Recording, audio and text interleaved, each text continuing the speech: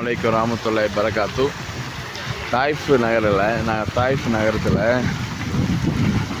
அத்தர் செய்கிறாங்கல்ல, அத்தர் ஃபேக்ட்ரி.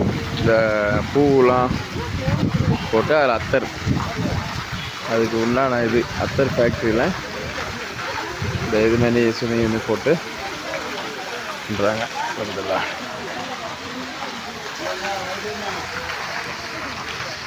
அதெல்லாம் பார்க்க வேண்டிய இடம் தான். அத்தர் செய்கிற இடத்துக்கு வந்தோம்னாக்கா இதெல்லாம் பார்க்கலாம்.